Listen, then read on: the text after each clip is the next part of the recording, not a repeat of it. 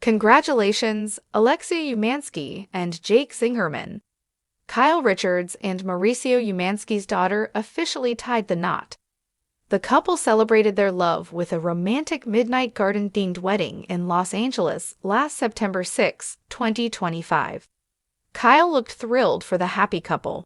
The wedding was attended by 250 guests and felt like something out of a fantasy book. Among the guests were friends, family, and some of Kyle's Real Housewives of Beverly Hills colleagues, including Lisa Rinna, Erica Jane, and Teddy Mellencamp. Alexia Umansky and Jake Zingerman got married in Los Angeles. The couple got engaged in November 2024, and things moved rapidly from there. Alexia moved in with Jake earlier this year. Now the pair have said, "I do," in a warm and welcoming ceremony. According to B&B, Alexia has eclectic taste and tries to make all her events feel intimate and homey. She wanted to do the same for her wedding, albeit with a darker aesthetic. The bride compared it to the fictional night court in the popular A Court of Thorns and Roses series by Sarah J. Maas. There were a lot of rich, dark, and romantic jewel tones. However, Alexia didn't plan the big day alone. Kyle also helped so much, while Mauricio was a supportive cheerleader from the sidelines. "In the beginning, my mom thought I'd be doing this all on my own because I can be particular.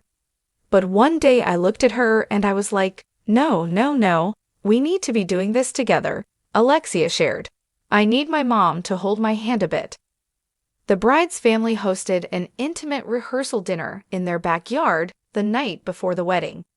The next day, Alexia's sisters helped her get ready, and when it was time, she walked down the aisle, escorted by both parents to Moon River. In a nice homage to her mom, Alexia carried a bouquet of roses just like Kyle did at her own wedding ceremony. Instead of a traditional wedding cake, Alexia and Jake had a long wedding cake with a long row of candles. The couple started on opposite ends of the cake, blowing out candles until they met in the middle and made a wish. It looked like a night full of love and laughter. Alexia shared that she and her new hubby are excited to have kids, but will probably wait for about a year until they really start trying. They say every wedding has a narrator, someone or something that carries the thread from yes to always. Some insist it's the officiant, others say it's the DJ. A few romantic contrarians claim it's the moon. Tonight, in a midnight garden strung with star-bright bulbs and draped in velvet shadows, the narrator is a flower. "I am a rose. Not just any rose, a direct descendant of the ones Kyle carried when she walked toward Mauricio, when the word forever was still a soft, daring sound between them. That bouquet was kept, pressed petal by petal, then coaxed back into life in a tiny corner of their yard.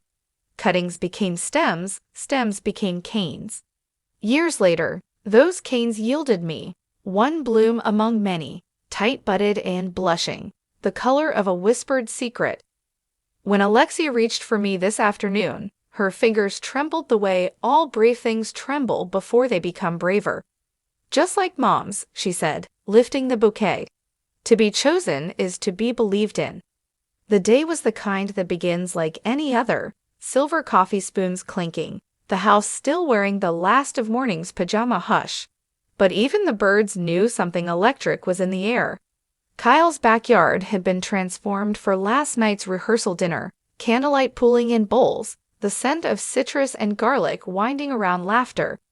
Mauricio moved through it all like a careful tide, present, quiet, steady, refilling glasses, nudging chairs, catching the precise moment a breeze tried to steal a napkin and pinning it back down. Parents have their own choreography, born of years spent spotting invisible dangers and finding joy in ordinary details. His steps were the unflashy heroism of caretaking. This morning, the sisters arrived with hairpins and playlists, and a dozen versions of "Do you need anything?" The answer, always, for weddings, is yes. Yes to water. Yes to someone checking the clasp on the bracelet. Yes to the reminder that perfection isn't the goal, presence is. Farah brought a calm that felt like a hand on a shoulder. Sophia brought jokes like aspirin. Portia, still holding the last flicker of girlhood and the first light of full-fledged womanhood, brought a tenderness that made the room blink back sudden tears. Moon River, Alexia said, smoothing the gown, is how I want to walk. The dress, the ceremony one, was ivory cut into an A-line that sighed around her ankles. The bustier held shape like a secret, the neckline a soft dip that made every inhalation look like poetry. Hours later, there would be the shorter party dress, the one that promised to be unafraid of midnight, but for now there was ritual. The final pin, the last mirror, the breath you take before stepping through a door you cannot unstep. We left the house together, she, me, her parents bracketing her like parentheses, and the city folded open to show us September.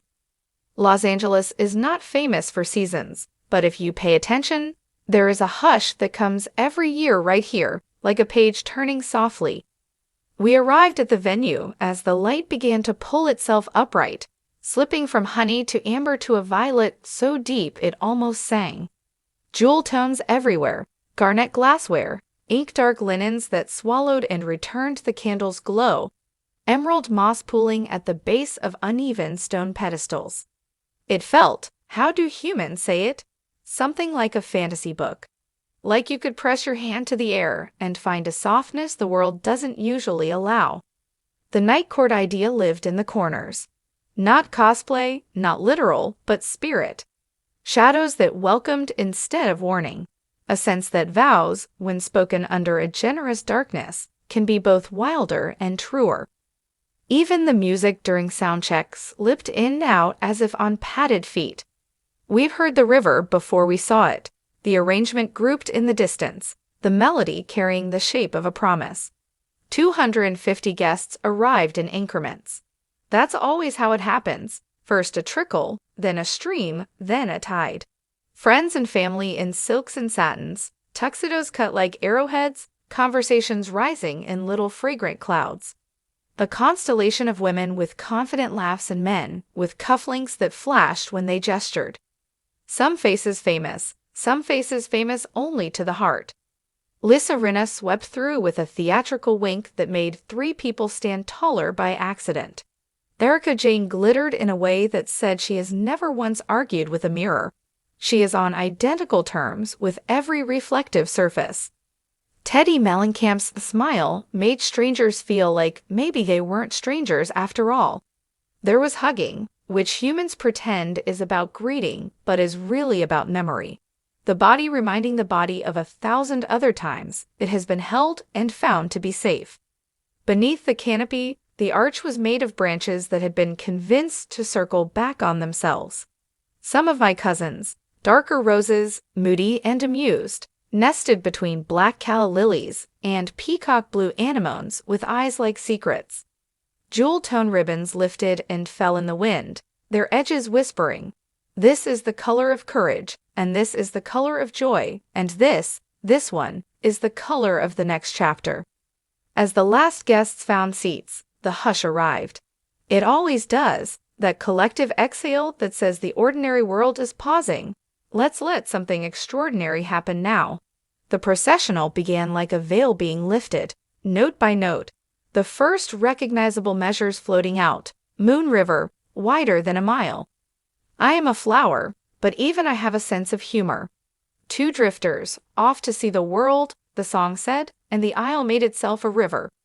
Kyle and Mauricio took their places on either side of their daughter, and together they became a boat.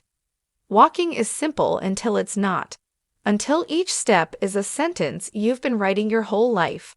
I felt Alexia steady herself on the breath, then on the next breath, and then she was moving, slow, luminous. The audience watched the way gardens watch rain. About halfway down the aisle, Kyle did something small and perfect. She squeezed Alexia's arm, the kind of squeeze that says, "I am not letting go, but I honor that you must be let go of." Mauricio's jaw shifted the way steel shifts when it pretends to be stone. It isn't love if you can't feel it in your bones. At the altar, Jake was every version of himself at once, The boy who once believed in summer without end. The man who learned to put the dishes away. The person who had practiced how to hold his face steady when emotions came for him with their soft, stubborn hands. He looked at her with the uninvented kind of love. The sort that doesn't try to be photogenic and becomes photogenic anyway. The officiant spoke a little, then a little less. When an officiant is wise, they understand they're a bridge, not a destination. The vows were their own stitches, some traditional, some filched from their late-night kitchen table promises. A few lines borrowed from a poem that once made them look at each other and whisper, "Is that us?" There was a steadiness to the words, a refusal to trade impression for impact. They promised big things, but also small things. To remember the extra napkins, to be each other's translation when the world was loud, to laugh during storms because laughter is a way to plant flagpoles in the wind. "I promise," Jake said, voice almost steady, "to make space for the version of you I haven't met yet." "I promise," Alexia said, "to learn the shape of your quiet, not just the shape of your applause." Somewhere in the fourth row, someone sobbed appreciatively.